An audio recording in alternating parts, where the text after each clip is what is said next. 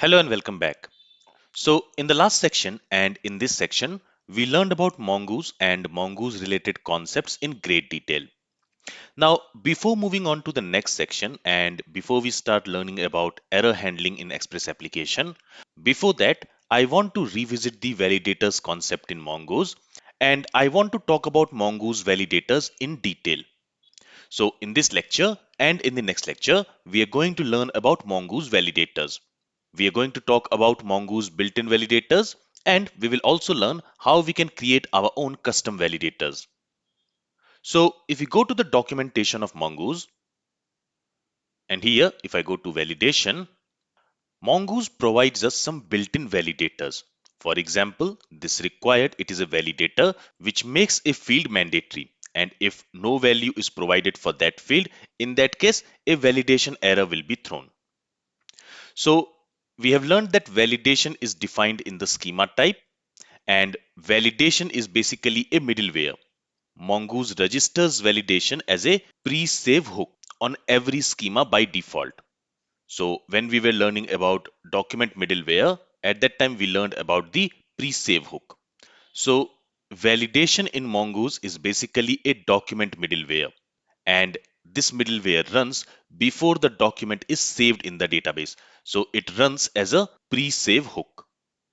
And if we have created our own pre-save hooks, in that case, this validation will always run as the first pre-save hook. So let's say we have defined two pre-save hooks in our application. If I go to VS Code, here I have created two pre-save hooks. So before these hooks gets executed, before that, the validation pre-save hook will execute. Okay, and it is also possible to disable the validation by setting this validate before save option to false.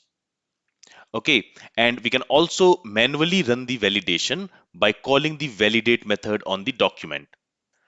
Then you can also manually mark a field as invalid by using this invalid method on the doc. Okay, and another very important point to remember about validators is that validators do not run for undefined values. So if for a field you're storing undefined value, for that the validator will not run. But here also there is an exception that this required validator will run for the undefined values also, but other validators will not run for undefined values. So let's scroll down and let's see what are the built-in validators we have. If I go to this built-in validators, you will see that on the number type, we have min and max validators to set minimum and maximum value. And this min and max validators can also be used on date types. Then on the string, we have enum validator, we have match validator, we have min length and max length validators. We have already seen min length and max length validators. We will talk about this enum validator in a bit and this match validator in a bit. Then we also have required validator, and the required validator is available for all types. So if I go to the slides, these are the 7 Mongoose validators we have. We have already seen the use of this required validator. This validator can be used on a field of any data type, and it is used to set a field as required field. If a value is not provided for that field, in that case, a validation error will be thrown. Then we have this min and max validators, which can be used on a number type or date type, and it is used to set the minimum or maximum value for a field. Then we have this enum validator, which checks if the value is one of the strings in the given array. Let's actually see this with an example. So in our hotel schema, we are using this required validator on the name field to mark it as required field, on this description field to mark it as required. Then this type is also a required field. Now, for this type, we are only going to accept these 5 values. The type can be either hotel, resort, apartment, villa, or cabin. No other value will be accepted for this type field. And to specify that, what we can do is we can create an enum field, and here we can assign an array, and in that array we can specify these fields. Okay, and now this type field is only going to accept these 5 values. Okay, it will not accept any other value. If I save the changes here, let's go to Postman and let's try to create a new hotel document. Here I'm going to create test hotel 6 document, and there let's say I'm setting the type as test. If I send this request, we should get a validation error. You see, here we are getting a validation error which says test is not a valid enum value for the path type. Now here we can also go ahead and we can specify a custom error message. For that, what we can do is instead of assigning an array here, we can assign an object. Okay, in that object, we need to have a values field, and to this values field, I'm going to assign this array, and then we can have a message field, and here we can specify our custom error message. So here I'm going to say the provided hotel type is not valid. Okay, let's save the changes. Let's go back to Postman, and if I send the request, this time we should get our custom error message which says the provided hotel type is not valid. So this is the use of this enum validator. Then we also have this match validator, which is used to match a value to a given regular expression. So if you want to check if a value follows a regular expression or not, for that you can use this match validator. So for example, let's say for the hotel name, I only want to allow alpha characters. I don't want to allow any special characters like spaces, hyphen, etc. or numbers.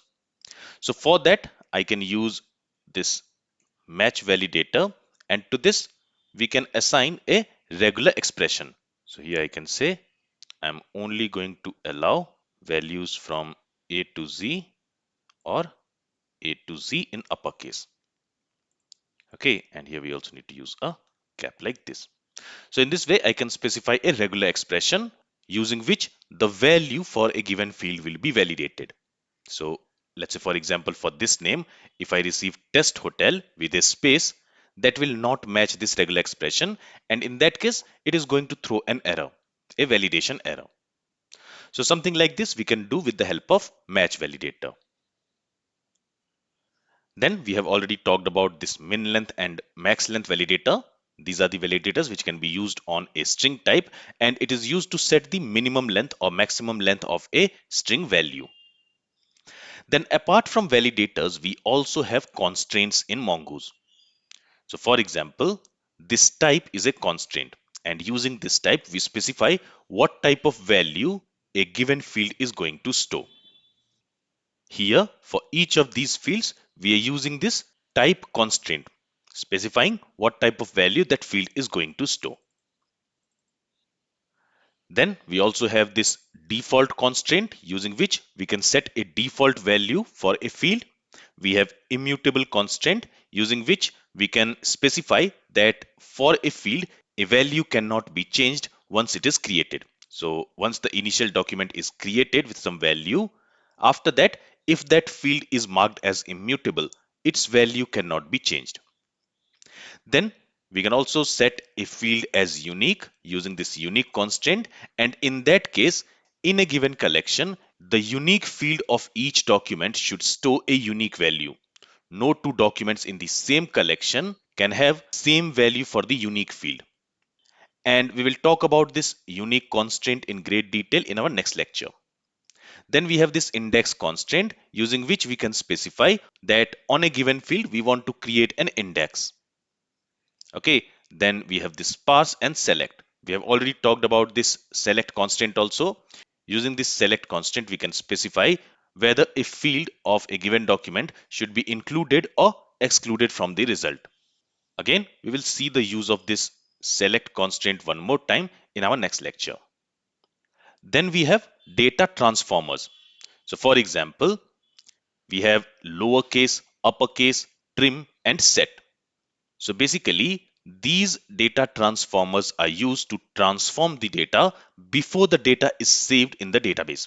So for example, let's say before saving the hotel document in the collection, I want the name field to store the hotel name all in lowercase.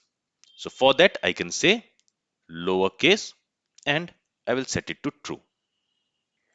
In the same way, if there is any space before or after the hotel name, and if I want to remove that space, for that I can use another transformer, which is trim. And this also I can set it to true. So what this trim will do is, if there is any space before or after the hotel name, it is going to trim that space. It is going to remove that space. So these are not validators, these are data transformers.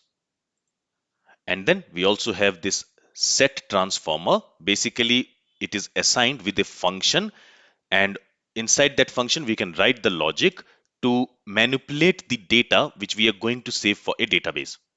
So for example, let's say here I have this description field, and for this description field, what I want to do is I only want to allow, let's say, 100 characters for the description.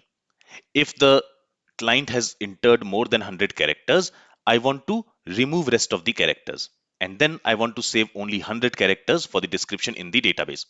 So for that, I can use this set transformer. To this, we can assign a function like this.